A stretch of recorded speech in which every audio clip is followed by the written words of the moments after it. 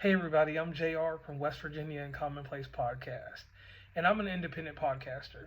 And that means a lot of different things to a lot of people. To me, being an independent podcaster, someone that doesn't have the financial backing of these big companies and all that stuff, and I don't have that. So along the way, I've learned things through trials and tribulations, or trial and error, however you want to put these things out there. And one thing that I came across was listener migration, the actual how listeners go from a social media, an email, or any form of advertising to listening to your show. What migrates them to your show? And the how they migrate, in my opinion, hasn't been answered fully in a decent way. And what I mean by decent way is this: we are told everything about podcast framework in a certain way to do things. We're told to have compelling artwork, stellar show notes, show how our episodes can grow through social media by sharing them across social media platforms, meeting everybody at their Facebook. And when I state their Facebook, I mean their social media where they wake up to. Some people wake up to Tumblr, some people wake up to LinkedIn, some people wake up to Mastodon even. And we're told to optimize our podcast website with SEO. We're told connect, collaborate with people in your niche, industry, and genre. Submit your podcast to directories. Partner with other podcasts in different manners, like go on their show, podcast swaps. Keep your show consistent. And then we're given the whole thing about content structure. Make sure your show's not shallow and repetitive, and make sure that you're not rambling. And when we do all this stuff, me personally, I did everything that these gurus told me. And as I did everything that these gurus told me, I started not seeing this result. And I would pause what I'm doing, and I would go in and be like, hey, why am I not getting the same result these people are? And what I had to learn is that the thing that we all know about anything, that results vary by the application and the pressure that you put into it. So after following all these rules, it was just crickets for me. Basically, I had no grounds to go on but to just keep doing the same thing that I was doing wrong or not doing right. And once again, just crickets, crickets, crickets. And I took time, and the thing in social media, it was a quote, and I will forget the person's name, but the person put out there that you do have to meet everybody at their doorstep. So I treated life kind of like this. I thought about when I was young how the newspaper got delivered to me. The newspaper got delivered two ways, either on the doorstep or got put into the little receptacle that's beside the mailbox. And over time, it stopped getting put on the porch, and it got put right there in that receptacle. So I always knew every morning I had to run out there to the receptacle, get it, and I was presented with information in a way that sticks out for me. So in doing so, with podcasting, I noticed that we have different apps for pod sharing.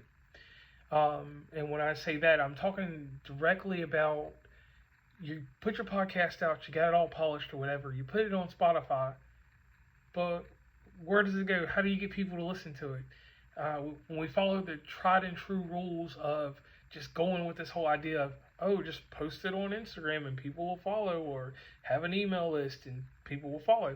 That was all fine and dandy, but when I was actually inside the Spotify app, iHeartRadio app, and the Pandora app, I seen options to share it in other places.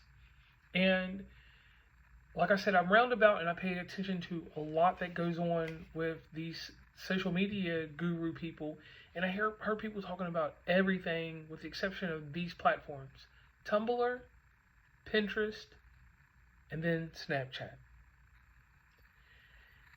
A light bulb hit me in my head, and I came up with this thing. I was like, why not use Snapchat? Because it's a share feature on Instagram. On the Spotify app. Why not use this to the best of my ability? So I thought about it, and I found out some information from Spotify that you can actually share the show through Snapchat. Now, Snapchat is a geolocation app that people use to share pictures, and they look on a illustrious thing called a snap map. And a snap map is a place that anybody in the world can find any information that someone posts on Snapchat. So through my trials and tribulations, like I said earlier, I got out here and I started sharing my show. All right, and then like always with everything that goes on with me, I realized this one thing. Hey, you're missing the true element that the gurus teach, which is the podcast collaboration. So the podcast collaboration portion that I learned about was this. I know X amount of podcasters in this state and that state, but our shows don't truly mesh together, so there's no reason for us to truly do a show, but we like each other and we have camaraderie. So I asked them very simply, could you share my show on the Snap Map? Now, a precaution with sharing the show is that with given that location, you don't leave the location on Snapchat all the time. Just when you're in a public place and, these people started sharing my show, so they shared my show in North Carolina, different places that I wasn't going at the time, and I started to get listeners. From that point on, I was able to directly decide that, hey, how do I capture this listener migration? So I went back to those old rules, and there's emails. People that listen to my show, I set up a simple call to action, in which a call to action is a way to find out who the listeners are. So what I did was, with this call to action, I said, hey, who's listening to the show from Snapchat? Would you mind providing me some feedback on your experience from Snapchat to Spotify was? And I got examples back, and people were very encouraged by this because they didn't feel pressured to be like, hey, I'm just giving up my information and this person's going to bombard me with a bunch of stuff. No, that was not even the case. So the further I went with this, I talked to more podcasters, like people in California, for instance, which is my biggest audience now. In California, I found, that was a way vast region, and I met a bunch of different podcasters through social media, and they started posting my show in areas, and I would post their show in places on the East Coast. So that whole collaboration and promo swap thing, we were doing that. We were increasing podcast reciprocity because I'm doing something for someone and someone else is doing something for me that is the same exact thing, and getting my show out there. Now, digging deeper into listener migration, Snapchat was fine, but I looked deeper into this Spotify app. And as I was going through the Spotify app, I noticed the places that my show could be heard. There are certain people that use Alexa speakers. There's certain people that use video game consoles. So I thought about it. I said, hey, I do shows based on video games from time to time. So how do I use listener migration here? So in this instance, for the listener migration, I took Spotify from the Xbox. That's what I used. And I had a list of friends on there, and I sent them my podcast directly to them, which in turn, doing that through Xbox, I had these people's email address already, and I explained to them in the nicest manner, I'm sending you this episode, please give me feedback, and if you would like to become part of my mailing list, which once again, I didn't go real tough on them or anything like that, I just basically put out there that, hey, you could join me and enjoy my show, and I have things about video games that are encouraging to you. So this was the first time that I had actually, beyond the Snapchat thing, found a way to directly link to listener migration, because I produced it out there to people, and I let them know that if they like the show, continue with it, and please pass it along to other people. So that word of mouth, which is the oldest transmission that we use to promote things, went around that way. And with that, I had a deeper understanding of straight listener migration, because once again, I had the email address, I already had the people there. And going into a further realm to keep those people, I started a Discord, which is a video game related thing that's related to other things too, because people use Discord beyond just using it for video games. So I built a community there. At the same time, I made a landing space that made it very encouraging for these people that I use with that simple listener migration to have a place to feel comfortable to be around me, and to have an intimate setting that they were there, and it wasn't just across Instagram, across DMs, or anything that they could regularly do outside of that. So I did that for a little while, and then I thought another time, I went back once again, and looked at Spotify for other places that I looked at, and I looked at there were so many different ways that you can tie in your shows that I encouraged it to other podcasters. I said, hey, if you like someone's show and you want to blindly help them get followers, here's the way to go.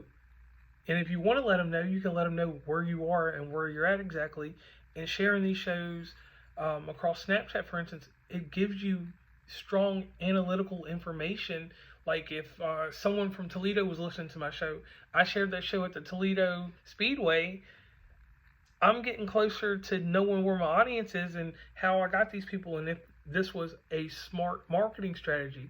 Because these are the things that we don't go over. These aren't the things that are laid out in place for us to go on. We're given these rules and these frameworks to follow, and we're not given the creative energy to think about, hey, there's more ways to share this than just the ways that people are telling me. So that was my whole thought and my whole thing with doing listener migration, because I wanted to know how the listener actually gets to the podcast. Podcast discoverability is a whole another topic that someone else has addressed and will bring up. That was not the issue that I was looking for when I did this. The main thing that I was looking for was the how. What makes a listener go from Snapchat to my podcast? And when I got those answers, they were all different answers, but the one single thing held true. The portion of the show that I shared on Snapchat is what drew them in. So then I learned from there that there are certain clips and there are certain ways to produce that audio in these clips to be enticing and to bring people in. So from that little research that I did with listener migration, I was able to take that over into my advertising, into my marketing, and I've grown my show full circle. And that's what I'm encouraging to anybody that's listening to this, to think about this. When you're finishing your show up and you've done everything else and you may have followed all the rules and all the framework that these people have set aside for you, remember that the simplest marketing tool that you got is that share button inside of these podcast streaming apps. You can push that show wherever you want it to go. And if you have minds that think alike, you guys can continue to do something similar to this. And it reaps a benefit to both people as long as you're doing it for each other. And basically that kind of ties up everything that I wanted to talk about with listener migration. And I hope that this reaches people and it helps you to know how you can work in one facet or two or three facets with your listener migration. And now that you have a finer defined way of knowing the how listener migration takes place.